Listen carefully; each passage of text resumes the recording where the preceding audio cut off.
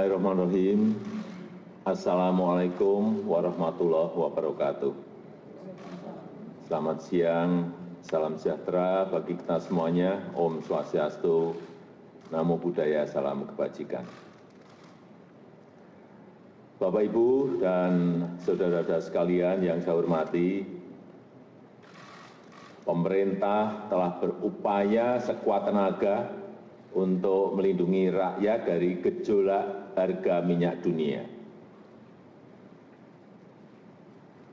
Saya sebetulnya ingin harga BBM di dalam negeri tetap terjangkau dengan memberikan subsidi dari APBN.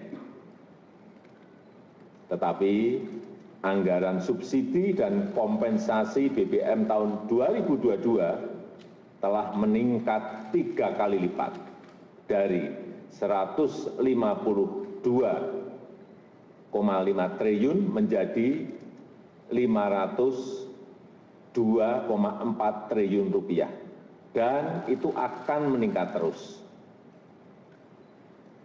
Dan lagi, lebih dari 70% subsidi justru dinikmati oleh kelompok masyarakat yang mampu, yaitu pemilik mobil-mobil pribadi.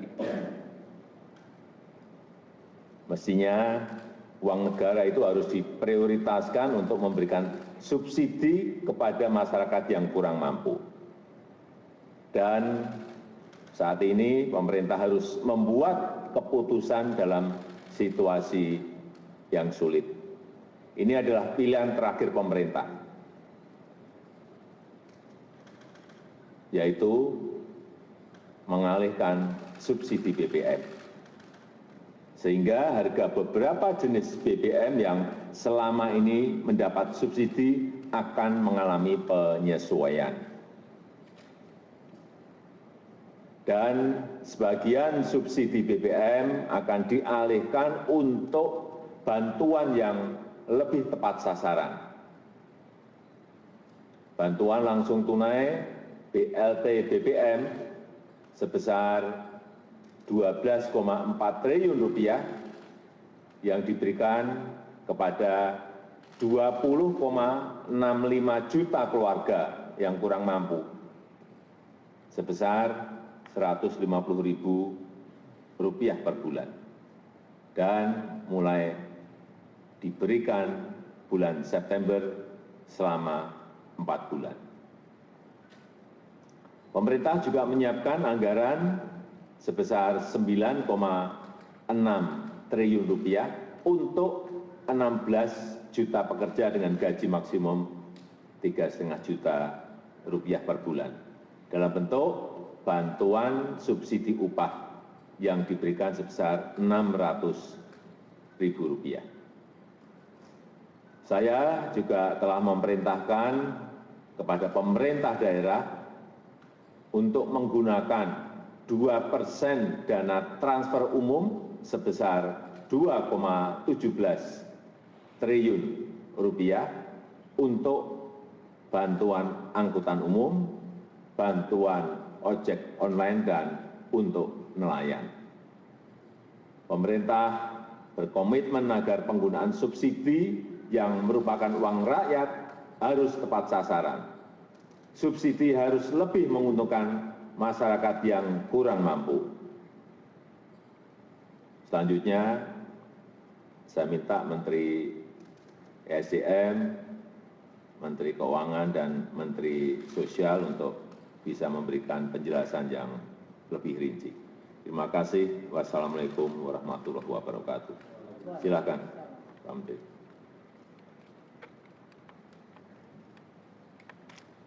Bismillahirrahmanirrahim. Assalamualaikum warahmatullahi wabarakatuh.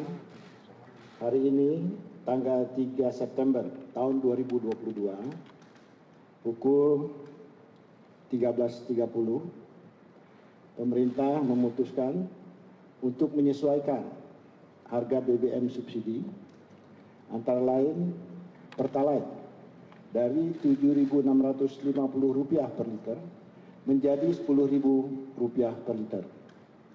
Kemudian solar subsidi dari Rp5.000 Rp150 per liter menjadi Rp6.800 per liter. Pertamax non-subsidi dari Rp12.500 per liter menjadi Rp14.500 per liter.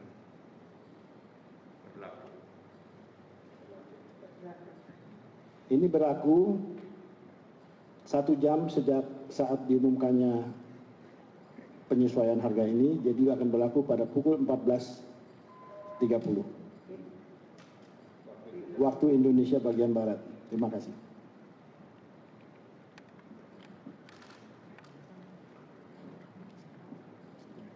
Terima kasih. Bapak Presiden telah menyampaikan kepada masyarakat mengenai kenaikan dari subsidi yang disediakan oleh anggaran pendapatan belanja. Jadi tadi telah disampaikan bahwa anggaran subsidi yang selama ini dalam Perpres 98 di mana pemerintah sudah menaikkan 3 kali lipat adalah dalam bentuk kenaikan subsidi untuk BBM dan LPG dari tadinya hanya 77,5 triliun ke 149,4 triliun rupiah.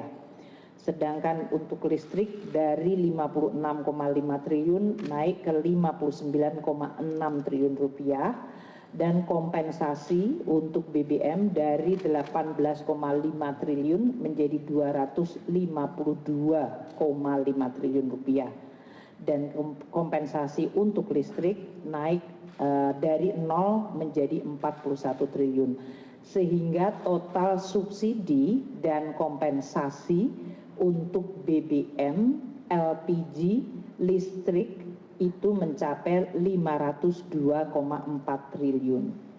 Angka 502,4 triliun dihitung berdasarkan rata-rata dari ICP yang bisa mencapai $105 per barel dengan kurs Rp14.700 per dolar Amerika dan volume dari Pertalite yang diperkirakan akan mencapai 29 juta kiloliter, sedangkan volume dari solar bersubsidi adalah 17,44 juta kiloliter. Masyarakat saat ini bertanya karena harga minyak dalam sebulan terakhir agak mengalami penurunan. Kami terus melakukan penghitungan dengan harga minyak ICP yang turun ke $90 sekalipun, maka subsidi masih akan atau harga rata-rata 1 tahun ICP itu masih di 98,8 atau hampir $99, atau kalaupun harga minyak turun sampai di bawah 90, maka keseluruhan tahun rata-rata subsidi rata-rata ICP Indonesia masih di $97. Nah, dengan perhitungan ini maka angka kenaikan subsidi yang waktu itu sudah disampaikan di media dari 502 triliun tetap akan naik tidak menjadi 698 namun 653 triliun kalau harga ICP adalah rata-rata 99, yaitu tadi turun ke $90 sampai Desember. Sedangkan kalau harga ICP di 85 sampai Desember, maka kenaikan subsidi akan tetap yaitu 502 triliun menjadi 640 triliun. Ini adalah kenaikan 137 triliun atau 151 triliun tergantung dari harga ICP. Perkembangan dari ICP ini harus dan akan terus kita monitor karena memang suasana geopolitik dan suasana dari proyeksi ekonomi dunia masih akan sangat dinamis. Kami akan terus mengalokasikan subsidi bagi masyarakat tadi antara 591 apabila harga ICP-nya ada di 85 atau 605 triliun apabila harga ICP di 99. Apabila harga ICP di atas 100, maka total subsidi kepada masyarakat dalam bentuk BBM masih akan mencapai 649 triliun. Inilah yang tadi disampaikan oleh Bapak Presiden, maka sebagian dari tadi belanja yang tadinya adalah untuk keseluruhan subsidi adalah digunakan untuk memberikan bantuan sosial kepada masyarakat. Kita juga akan memantau dampak inflasi dan pertumbuhan ekonomi serta kemiskinan dari kenaikan BBM yang diumumkan oleh Bapak Menteri ESDM. Kita perkirakan dengan adanya bansos yang diberikan tambahan 24,17 triliun, maka kita bisa menahan pertambahan jumlah kemiskinan sehingga tetap bisa kita jaga dan bahkan kita upayakan menurun melalui program-program pemerintah lainnya. Demikian Bapak Presiden, terima kasih.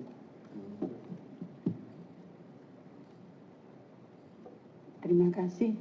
Jadi kami ingin menjelaskan bahwa saat ini dari rencana 20,65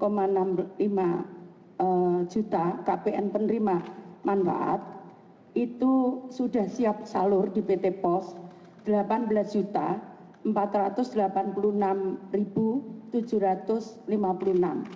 Sisanya sebesar sedang proses cleansing karena seperti kita ketahui misalkan kita ngumumkan hari ini jam ini 1 jam atau berapa menit kemudian ada yang meninggal.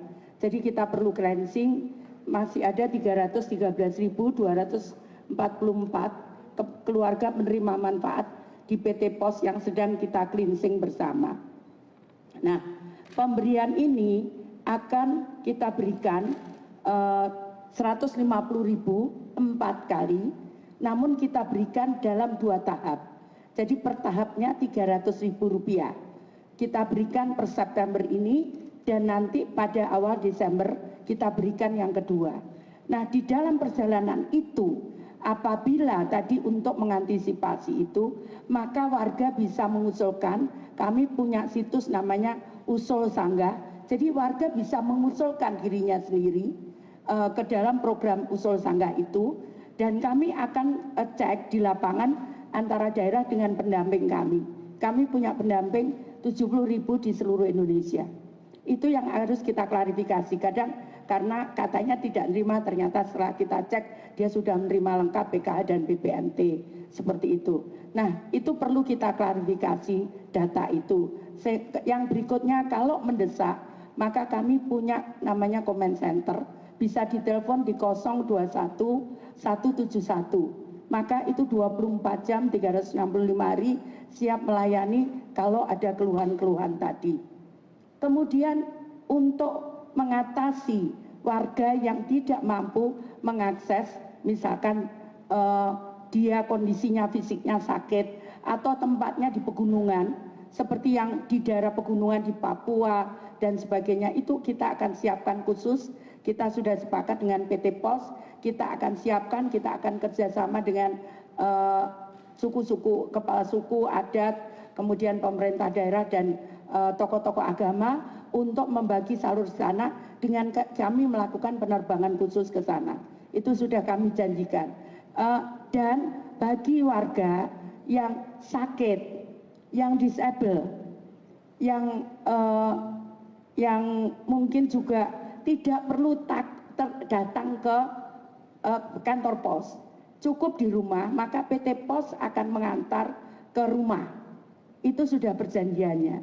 Jadi tidak perlu, tinggal nanti mengecek saja, itu gratis dengan telepon ke tadi cek bansos dan usul sanggah dan comment center 021 171 itu gratis, bisa dicek di situ apakah kami kenapa kami belum terima, maka kami akan tindak lanjuti. Jadi yang sakit, sekali lagi yang lansia, yang mungkin jauh tidak bisa mengakses ke PT POS, tidak usah khawatir, kami akan antar ke rumah masing-masing. Seperti itu. Ada pertanyaan? Silakan. Baik, terima kasih Pak Jokowi dan Bapak Ibu. Saya Yasin dari TV One. Pak, yang pertama kira-kira nanti proyeksinya dengan metode seperti ini bisa tepat sasarannya berapa persen? Dari tadi kan tidak tepat sasaran, kita kan 70%. Dengan metode ini harapannya bisa menurunkan supaya bisa tepat sasaran berapa persen. Kemudian selanjutnya setelah ini kan sampai Desember Pak, apakah nanti tahun depan akan ada anggaran baru lagi untuk subsidi atau seperti apa? Terima kasih. Jadi bantuan sosial ini setiap bulan sesuai dengan Undang-Undang Nomor 13 Tahun 2011 itu kami perbaiki setiap bulan. Jadi di undang-undang itu sebetulnya 1 tahun 2 kali.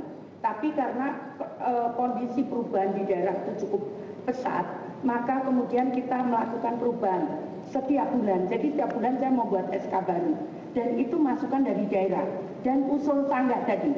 Jadi masyarakat bisa mengusulkan sendiri.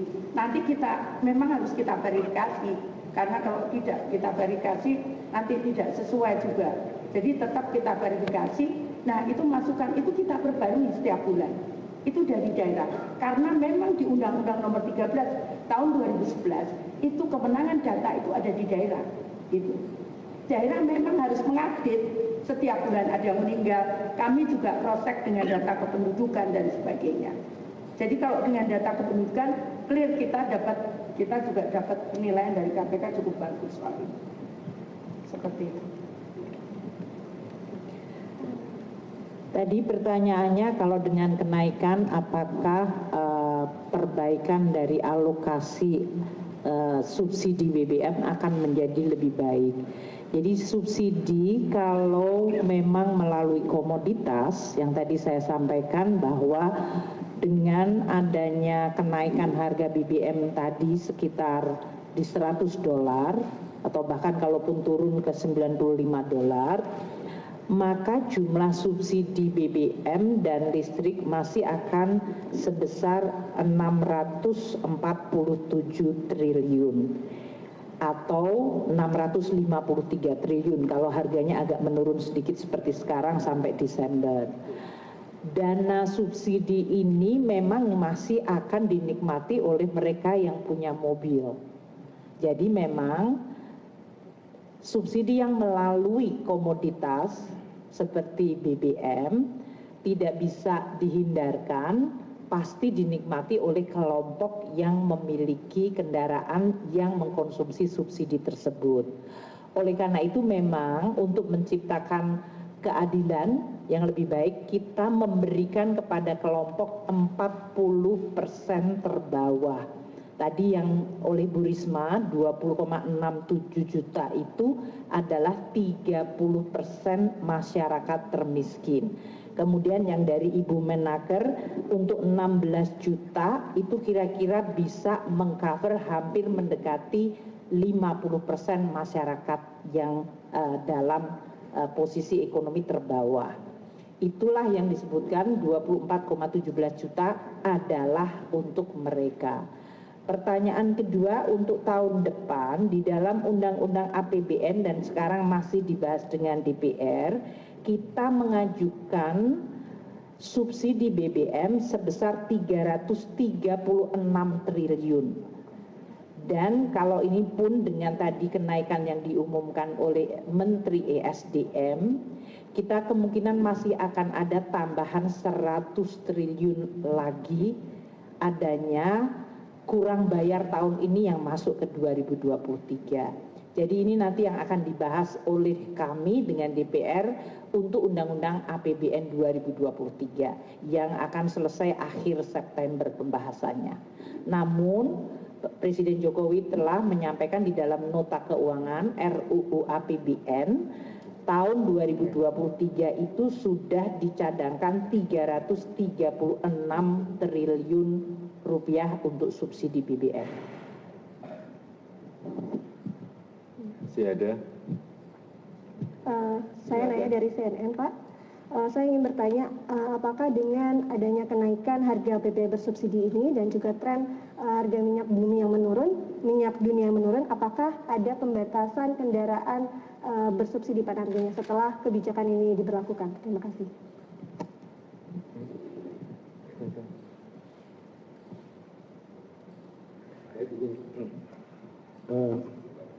harga minyak memang trennya turun naik tiap hari. Ya, jadi memang tidak bisa dijadikan patokan untuk jangka panjang. Nah, mengenai ketepatan alokasi subsidi ini, ya tadi disampaikan oleh Ibu Menku bahwa banyak dari masyarakat yang masih menggunakan BBM subsidi meskipun tergolong mampu. Nah, ini tentu saja di lapangan sudah akan dilakukan pengawasan, ya, dan juga Pertamina sedang menyiapkan sistem pengawasan, pengaturan dengan digitalisasi. Nah, ini diharapkan dengan metode ini, mekanisme ini kita bisa lebih mempertajam ketepatan pemanfaatan BBM subsidi ini untuk yang membutuhkan. Demikian. Ibu. Saya kira tadi sudah jelas semuanya disampaikan oleh para menteri, dan saya tutup. Assalamualaikum warahmatullahi wabarakatuh.